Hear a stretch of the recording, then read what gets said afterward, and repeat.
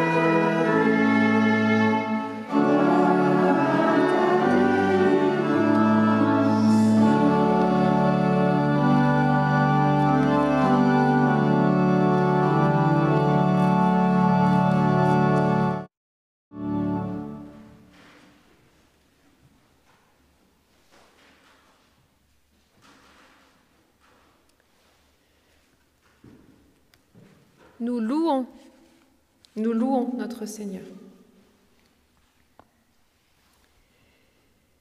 Il y eut un soir et il y eut un matin. La terre était déserte et vide. Les ténèbres étaient à la surface de l'abîme. Le souffle de Dieu planait à la surface des eaux.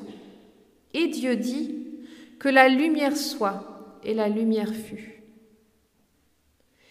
Depuis ce premier jour, il y eut des millions d'autres nuits, il y eut aussi des millions d'autres jours. Et depuis, chaque nuit nous pensons au lendemain, chaque matin nous pouvons être émerveillés, étonnés par la lueur de l'aurore, éblouis par les rayons du soleil, ravis que tu te manifestes.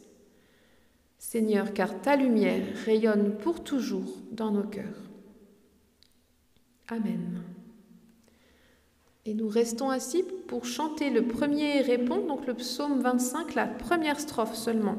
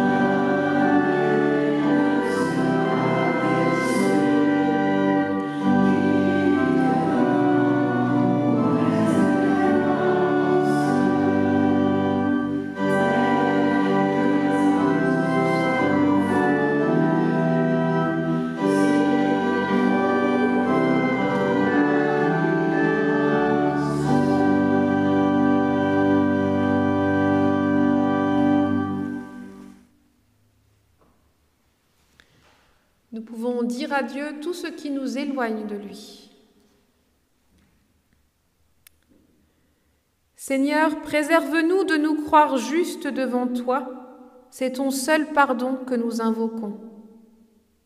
Si tu n'avais pas parlé, si Jésus n'était pas venu nous révéler ton amour et sceller ce témoignage de son sang, nous le confessons, Seigneur, notre chemin aurait été de mort et non de vie. Préserve-nous de l'agitation de Marthe et de l'illusion que nos bonnes œuvres pourraient changer notre identité devant toi. À l'exemple de Marie, apprends-nous à faire de nos vies un fleuve tranquille, pour que la chaleur de ton accueil et de ton pardon puisse entrer profondément en nous et nous transformer en hommes et en femmes de paix. Seigneur, renouvelle-nous. C'est au nom de ton Fils que nous t'invoquons. Amen. Et nous chantons la seconde strophe du psaume 25.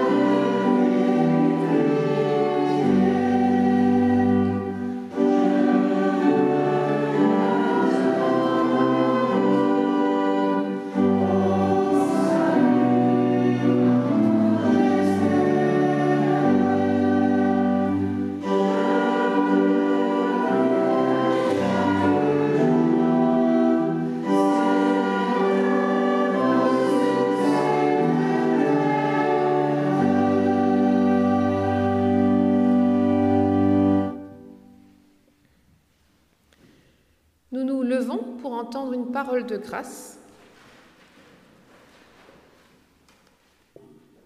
Sœurs et frères, si vous vous croyez faibles aujourd'hui, rappelez-vous que Dieu vous a toujours donné la force du lendemain. Si vous vous sentez angoissés aujourd'hui, Rappelez-vous que Dieu vous a toujours donné la paix du lendemain. Si vous êtes dans l'épreuve aujourd'hui, rappelez-vous que Dieu vous a toujours gardé, même dans l'épreuve.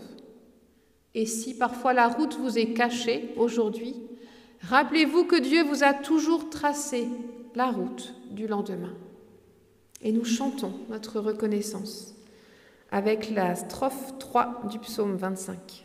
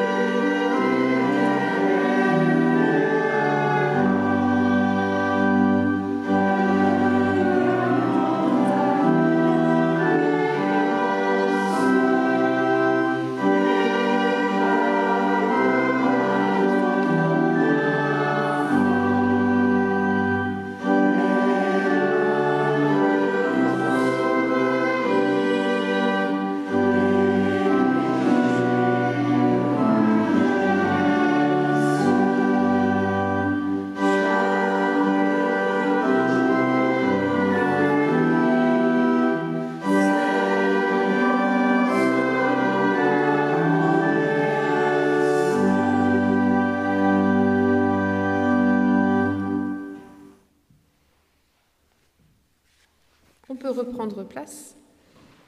Nous prions avant d'ouvrir les Écritures pour qu'elles deviennent toujours pour nous une parole de vie.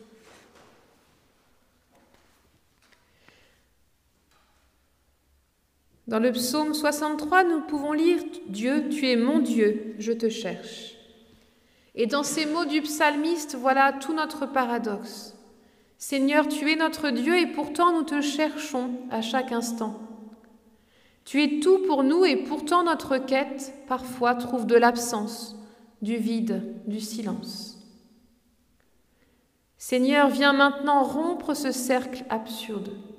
Fais que pour une fois nous ne te cherchions plus et que ce soit toi qui nous trouves. Seigneur, puisse ta parole être le lieu de cette rencontre pour notre vie aujourd'hui. Amen.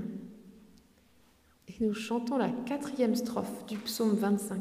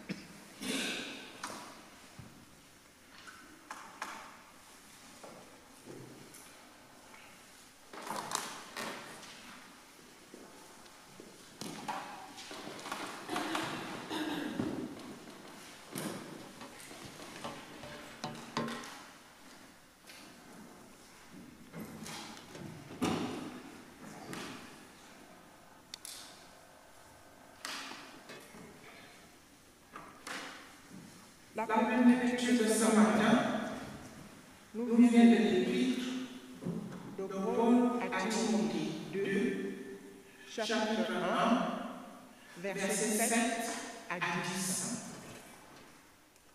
Car l'Esprit que Dieu nous a donné ne nous rend pas timides.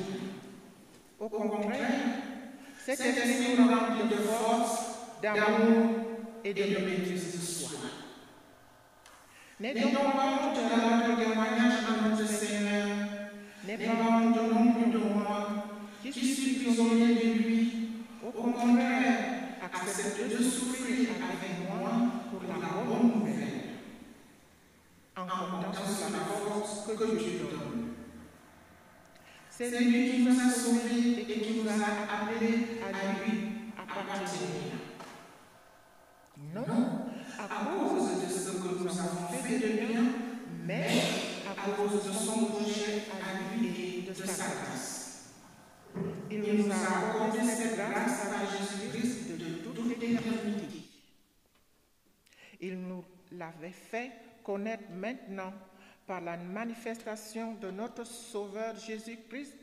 C'est lui qui a mis fin au pouvoir de la mort et qui, par la bonne nouvelle, a révélé la vie immortelle. Ensuite, à l'évangile de Jean, chapitre 11, versets 1, 3, 17, 27 et 38 à 45. Il y avait un homme malade, Lazare. Il était de Béthanie, le village de Marie et de sa sœur Marthe. Les deux sœurs envoyèrent quelqu'un dire à Jésus, « Seigneur, celui que tu aimes est malade. » Quand Jésus arriva, il apprit que Lazare était dans la tombe depuis 4 jours déjà. Béthanie est proche de Jérusalem, environ 3 kilomètres. Et beaucoup de Juifs étaient venus chez Marthe et Marie pour les consoler de la mort de leur frère. Quand Marie apprit que Jésus arrivait, elle partit à sa rencontre, mais Marie resta assise à la maison.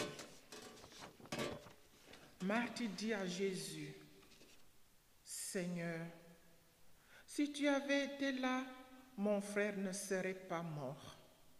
Mais je sais que maintenant encore, tout ce que tu demanderas à Dieu, Dieu te le donnera. » Jésus déclara, « Ton frère ressuscitera. » Marthe répondit, « Je sais qu'il ressuscitera lors de la résurrection des morts au dernier jour. » Jésus ajouta, « Moi, je suis la résurrection et la vie. Celui qui croit en moi vivra, même s'il meurt. Et celui qui vit et croit en moi ne mourra jamais. Crois-tu cela? » « Oui, Seigneur, déclara-t-elle. Je crois que tu es le Christ, le Fils de Dieu, celui qui vient dans le monde. » Alors Jésus, ressentant de nouveau une forte colère, se rend au tombeau. C'était une grotte dont l'entrée était fermée par une grosse pierre. « Enlevez la pierre, » dit Jésus. Marthe, la sœur du mort, répliqua, « Seigneur, il doit sentir mauvais, car il y a déjà 4 jours qu'il est ici. » Jésus lui répondit, « Ne t'ai-je pas dit que si tu crois, tu verras la gloire de Dieu? » On enleva donc la pierre. Jésus leva les yeux vers le ciel et dit, « Père, je te remercie de m'avoir écouté. Moi, je sais que tu m'écoutes toujours, mais je parle pour cette foule qui m'entoure, afin qu'ils croient que tu m'as envoyé. » Après ces mots, il cria d'une voix très forte, « Lazare, sors de là. » Le mort sortit, les pieds et les mains attachés par les bandes et le visage enveloppé d'un linge. Jésus dit, « Déliez-le et laissez-le aller. » Beaucoup de Juifs, parmi ceux qui étaient venus chez Marie et qui avaient vu ce que Jésus avait fait, crurent en lui.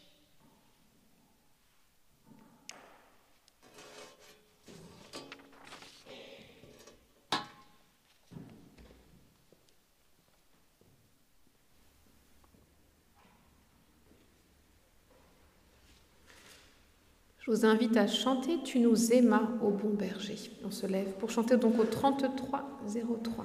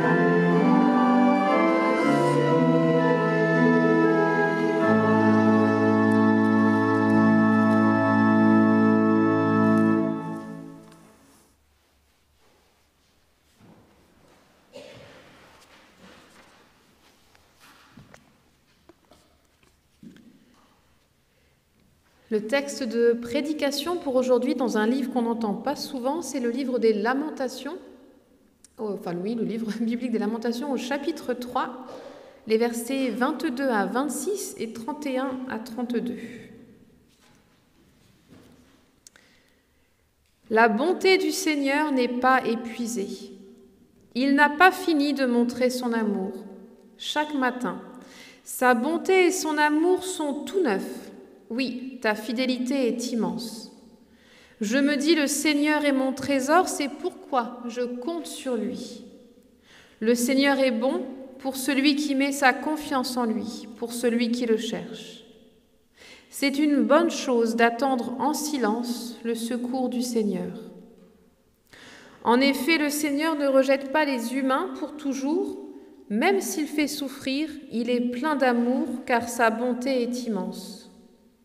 Non, ce n'est pas de bon cœur que le Seigneur abaisse les humains et les fait souffrir.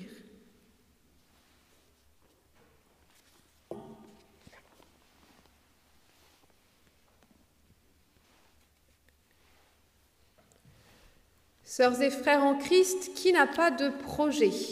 Maintenant, si vous regardez bien, il existe des projets pour chaque moment de notre vie. L'adolescent est stressé pour chercher un projet d'avenir, il doit s'orienter rapidement.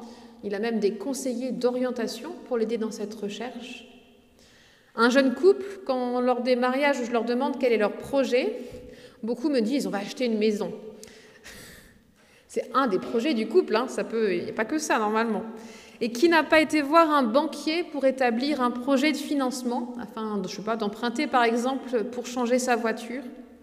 Et même dans les maisons de retraite, on écrit maintenant des projets de vie pour les résidents. Même dans l'Église, on retrouve cette notion de projet. C'est elle qui structure les actions, qui fait ressortir les objectifs. Quand une paroisse se retrouve sans pasteur, on fait un cahier des charges pour voir quel est le projet de la paroisse.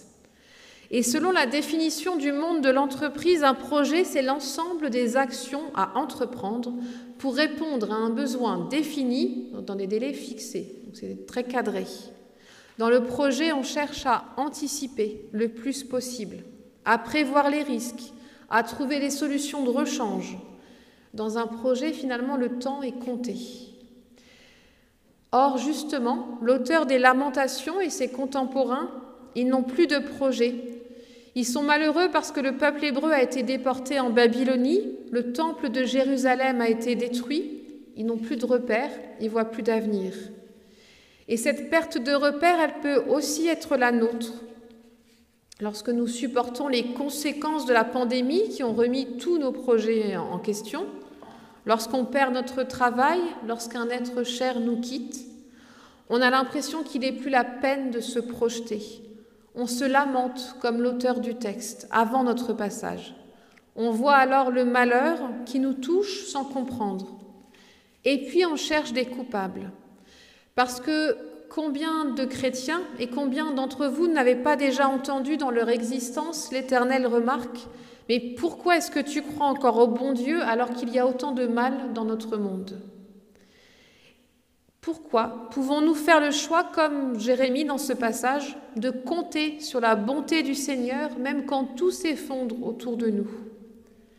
Parce que la Bible, quelque part depuis ses premières pages, elle nous enseigne l'existence du mal depuis la Genèse, la sortie du paradis d'Adam et Ève. On est confronté à la binarité du monde. Quand je raconte aux enfants l'histoire d'Adam et Ève et le fameux fruit qui est mangé par Ève puis par Adam, dans le récit du Godly Play, il y a une pomme, bien sûr, hein. C'est pas forcément une pomme, mais là pour le coup ils ont mis une pomme, et dedans ils ont mis des petites étiquettes avec le bien, le mal, le haut, le bas, voilà, tout ce qui est binaire en fait, la gentillesse, la méchanceté, tout ce que vous voulez comme ça. Pour faire comprendre, alors, et c'est peut-être une de nos erreurs, pour faire comprendre que justement, il n'y a pas que le bien qui existe sur Terre. Mais du coup, les enfants, entre autres, on voit le monde avec ces yeux-là, c'est bien ou c'est mal, il y a la vérité ou le mensonge, la gentillesse ou la méchanceté, l'amour ou la haine, la beauté ou la laideur. Et plus mes filles grandissent, plus je me rends compte que c'est finalement un raisonnement d'enfant. Dès que quelqu'un fait quelque chose, entre guillemets, de mauvais, ma fille me dit qu'il est méchant. Et c'est sa manière de catégoriser un petit peu les personnes. Et malheureusement, en grandissant, certains humains gardent cette manière de percevoir le monde, dans une radicalité qui ne supporte pas les nuances. Parce que dire que l'autre est méchant, c'est finalement reconnaître que nous sommes nous les bons. Et rester dans un fonctionnement binaire avec Dieu, c'est ne pas reconnaître la complexité de ce qu'il est, tout comme nous le faisons aussi en grandissant avec les êtres humains. Et cela se retrouve aussi dans notre manière de parler des personnes différentes. Je ne sais pas si vous vous souvenez, mais il y a quelques années, il y a les associations de personnes handicapées qui ont milité pour qu'on n'appelle pas les personnes handicapées des handicapés, mais justement des personnes handicapées, parce qu'elles n'ont pas à être identifiées en raison de leur particularité. Et Dieu non plus ne veut pas être identifié au mal dans le monde, parce que parfois il n'y a pas de raison au malheur qui nous touche. Notre esprit rationnel, lui, voudrait bien comprendre pourquoi nous vivons des épreuves, mais Jérémie nous rappelle la bonté de Dieu dans l'épreuve. Il espère en Dieu malgré tout ce qu'il a vécu. Il y a l'épreuve qui nous fragilise, il y a aussi parfois le traumatisme de l'épreuve à surmonter. Alors est-ce qu'on a vraiment besoin d'ajouter du négatif avec la désespérance en plus ? Parce qu'être chrétien, c'est pas vivre dans un bonheur sans nuages, en pensant que Dieu est de notre côté, comme une assurance tout risque contre le malheur. Mais alors vous allez me dire, à quoi ça sert de croire si l'on n'y gagne même pas une infime protection contre le mal ? Parce que croire, c'est d'abord ouvrir notre esprit, notre cœur, notre corps, comme le dit le texte, à la bonté de Dieu, à sa fidélité, à sa compassion, à son secours.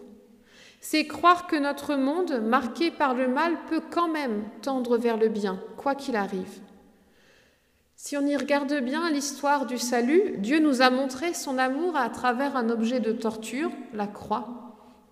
Croire en Dieu, ce n'est pas croire en un amour bisounours, exempté de souffrance.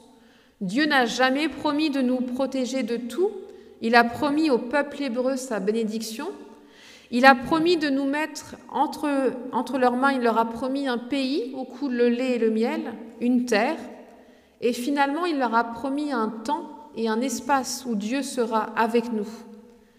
Mais pour autant, le peuple d'Israël, quand il va arriver sur cette terre promise, les épreuves ne vont pas disparaître. Ils vont devoir de nouveau affronter cet exil à Babylone.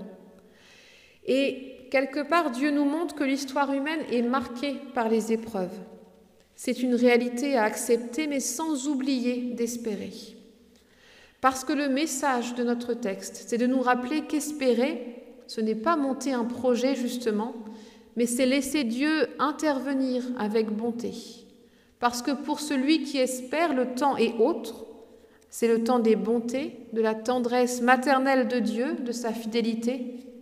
Ce temps ne va pas être limité en fonction d'objectifs ou de plans de financement. Espérer, c'est alors se souvenir des bontés de Dieu, déjà reçues dans le passé, ces clins d'œil de Dieu que nous oublions bien plus vite que nos difficultés présentes, ou ces paroles encore, ces rencontres, ces sourires qui à un moment nous ont fait du bien, et où nous avons cru alors à l'action de Dieu dans notre vie. Espérer, c'est croire en cette parole. Les bontés du Seigneur, c'est qu'elles ne sont pas finies. Elles sont neuves tous les matins. Grande est ta fidélité. Le temps de Dieu, ce n'est pas le nôtre. Il est même paradoxal. Laisser agir Dieu dans notre vie, le laisser intervenir avec bonté, c'est reconnaître que chaque jour sera différent, qu'il recevra du bon de Dieu, mais que aussi inlassablement chaque jour il sera là. Jésus nous le rappelle, ne vous inquiétez donc pas du lendemain, le lendemain s'inquiétera de lui-même. À chaque jour suffit sa peine. Mais alors, juste, c'est la question que nous posent ces textes. Dieu est-il tout-puissant dans notre vie ? Est-ce qu'il peut nous délivrer de tout mal, de toute souffrance chaque jour ? Et cette question, l'auteur des Lamentations y a aussi été sensible parce que juste après notre texte, Il va revenir sur les erreurs de son peuple qui n'a pas obéi à Dieu, qui a été injuste, qui n'a pas respecté les droits de l'homme. Affirmer Dieu tout-puissant, attendre tout de lui, c'est oublier aussi la responsabilité qu'il nous a laissée, celle de s'occuper de la terre, de la cultiver, mais aussi de vivre ensemble en société. Et il est parfois plus simple de rejeter notre propre faute sur Dieu que de prendre nos responsabilités. Mais c'est oublier que Dieu n'a pas créé la terre ex nihilo de rien, mais il l'a créée du tohu-bohu, du chaos, de la désorganisation. De même, l'être humain a été créé du souffle de Dieu, mais aussi de la poussière de ce tohu-bohu. La création, les créatures ne sont ni entièrement bonnes, ni entièrement mauvaises. Et c'est à nous de faire ressortir ce souffle de Dieu dans notre vie. Non pas par des projets à tout prix, même si parfois ça aide pour s'organiser, non pas non plus par une réorganisation stricte de notre vie, par un carcan religieux, mais par une responsabilité confiante, guidée par la parole de Dieu, par ses conseils, ses commandements, en laissant Dieu éclairer notre conscience. Parce que justement, c'est à laisser Dieu intervenir avec bonté dans notre vie que nous appelle notre texte. Les pragmatiques vont me dire « oui, mais comment ?» Et l'auteur des Lamentations nous donne une réponse singulière. « Il est bon le Seigneur pour qui l'attend, pour celui qui le cherche. Il est bon d'espérer en silence le salut du Seigneur. » Il nous faut attendre le Seigneur et le chercher, c'est-à-dire que le mouvement en fait vient des deux côtés, de Dieu et de nous. Et c'est un dialogue qui s'instaure pour recevoir les bontés de Dieu. Ce n'est pas une action unilatérale, qu'elle vienne de Dieu ou qu'elle vienne de nous. Parce que c'est la grâce qui nous est donnée. Pas en fonction de nos actions, ni seulement selon la bonne volonté de Dieu. Mais si la grâce se reçoit par un dialogue dans la relation, alors pourquoi l'auteur des Lamentations nous indique d'espérer en silence ? Parce qu'espérer en silence, c'est donner sa confiance, la donner à celui qui nous promet sa présence, ses bontés chaque jour. Espérer en silence, c'est aussi quelque part sortir de la lamentation, de la demande, d'une attente beaucoup trop grande envers l'autre, envers Dieu, pour se mettre en chemin. Espérer en silence, c'est aussi admettre que l'action de Dieu ne peut pas se faire sans une mise en route de notre part. Espérer, c'est justement ne pas se projeter à tout prix, mais s'engager avec confiance sur le chemin de notre vie où Dieu nous accompagne. Amen.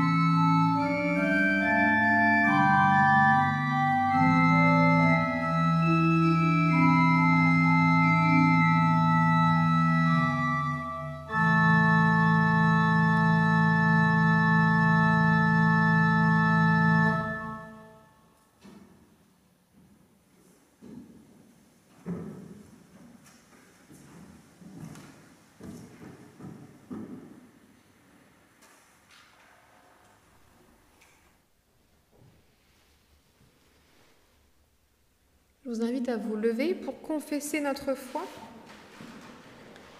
Je vous propose de faire avec une confession de foi du pasteur Gilles Castelnau.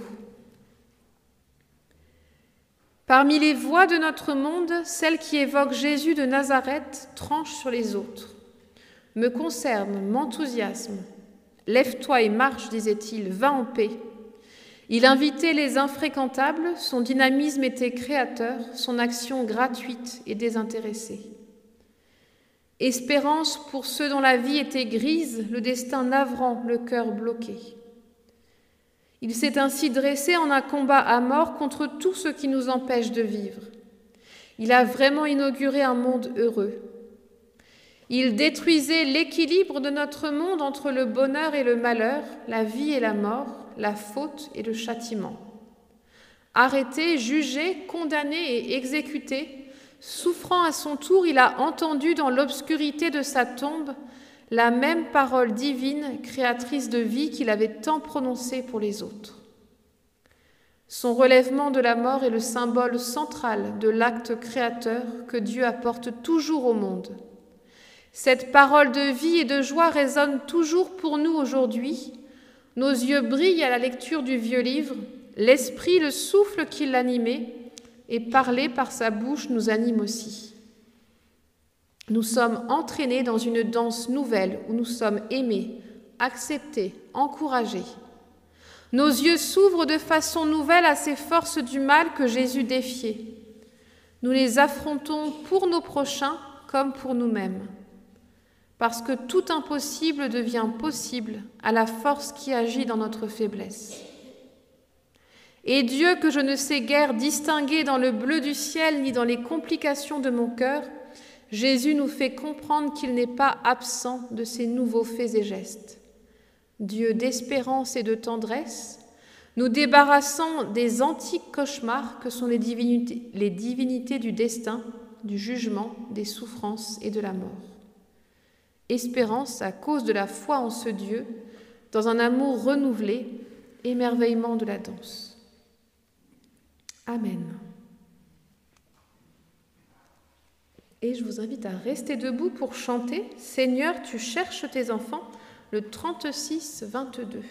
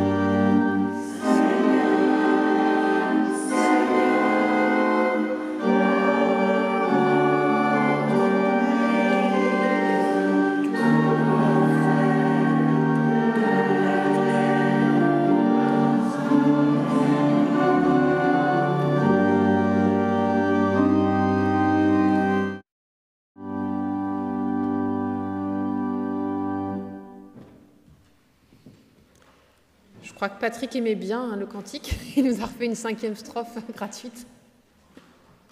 C'est pas grave, c'était agréable. Alors, je vous invite à prier maintenant les uns pour les autres avec la prière d'intercession.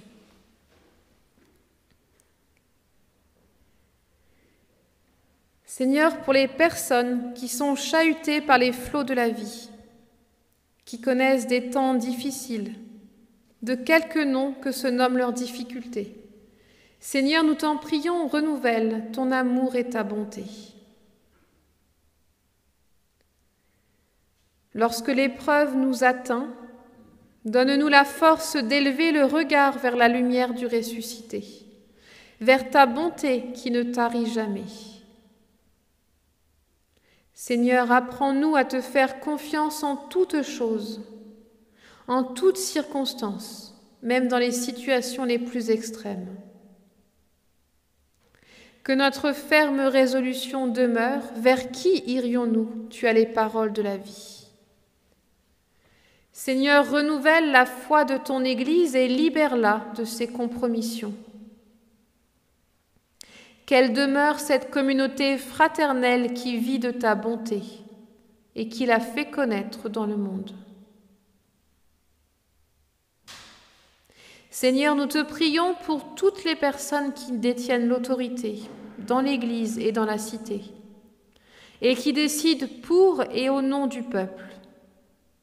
Que ton esprit soit leur conseil.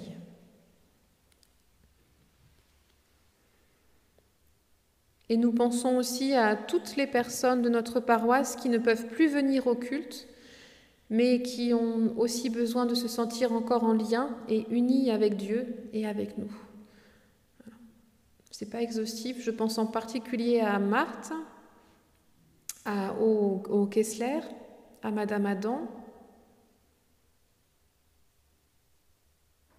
Et vous pouvez continuer aussi pour vous et pour Dieu à dire les noms à qui vous pensez.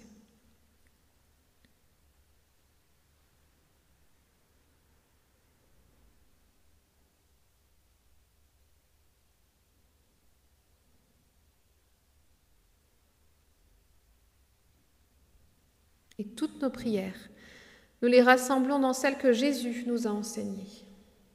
Notre Père, qui es aux cieux, que ton nom soit sanctifié, que ton règne vienne, que ta volonté soit faite sur la terre comme au ciel.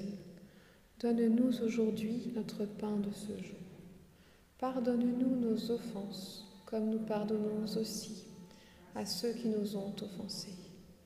Et ne nous laisse pas entrer en tentation, mais délivre-nous du mal, car c'est à toi qu'appartiennent le règne, la puissance et la gloire, pour les siècles des siècles. Amen.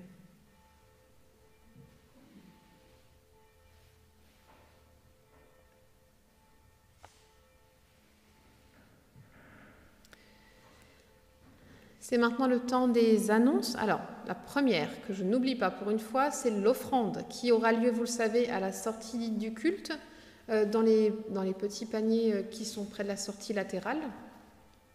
Offrande destinée là à la paroisse d'Isaac, en propre. Alors, la première annonce, c'est un peu rétrospective, mais c'est juste pour vous dire que le Godly Play, les activités pour enfants, ont fait leur rentrée. J'en ai parlé à Saint-Martin la semaine dernière, mais je voulais juste vous le dire. On était 9 enfants, enfin, ils étaient 9 enfants. On était 3 monitrices. C'est plutôt un bon départ pour une rentrée d'école du dimanche. Surtout que j'ai appris hier, il y avait le conseil consistorial. Et les collègues disaient que la reprise des écoles du dimanche est parfois un petit peu difficile dans certains lieux. Donc voilà, on peut se réjouir au moins que ça reprend tout doucement à Isaac. Comme je vous disais, hier, il y a eu le conseil consistorial dont je fais partie maintenant. Donc c'est pour ça que je vous parlerai parfois un petit peu plus de ce qui se passe au niveau de l'institution ecclésiale, parce que c'est aussi important qu'on sache ce qui se passe un petit peu au-dessus. Et surtout, je voulais mettre dans vos prières aussi le synode de l'Éprale. Vous savez que notre paroisse dépend de l'Église protestante réformée d'Alsace et de Lorraine, et son organisme directeur et puis son assemblée démocratique aura lieu samedi prochain le 25 septembre je ne sais plus exactement, mais de 10h, je crois, à 18h. Donc si vous voulez penser à tous les laïcs et les pasteurs qui sont investis, il y aura notamment l'élection du prochain président du Conseil synodal. Actuellement, c'est Christian Krieger, et il va certainement peut-être se représenter, mais voilà, il y aura l'élection du président du Conseil synodal, donc c'est quand même assez important aussi pour notre Église. Ensuite, annonce de la semaine prochaine, il y a le culte de rentrée du 26 septembre à Saint-Jean. Alors, attention, à Saint-Jean à 10h, avec les catéchumènes, avec l'ensemble de l'équipe pastorale, et Isaac sera bien représenté musicalement, puisqu'il y aura Patrick à l'orgue, et il y aura Sarah Ackerman à la guitare. Donc, c'est Isaac qui s'occupe de la musique, c'est plutôt sympa. Donc, si vous avez envie de venir à Saint-Jean à 10h le 26 septembre, c'est bien sûr le culte commun de la dynamique mulhousienne. Et voilà normalement pour les infos de la semaine. Est-ce que j'en aurais oublié, les conseillers et Monsieur le Président? Non, il me dit non. Ah oui, à Saint-Marc. Ok, et c'est quand? Ok, parce que j'ai cherché dans le ralliement et je n'ai pas trouvé parce qu'elle n'y était pas encore. Ouais, alors, ça va. Donc, étude biblique Saint-Marc et Isaac demain à 18h30 à Isaac par Jean-Mathieu. C'est ça? Ça marche, ok. Merci, merci du rappel. Pas d'autres annonces. Alors, je vous invite à chanter « Quel ami fidèle et tendre nous avons en Jésus-Christ ».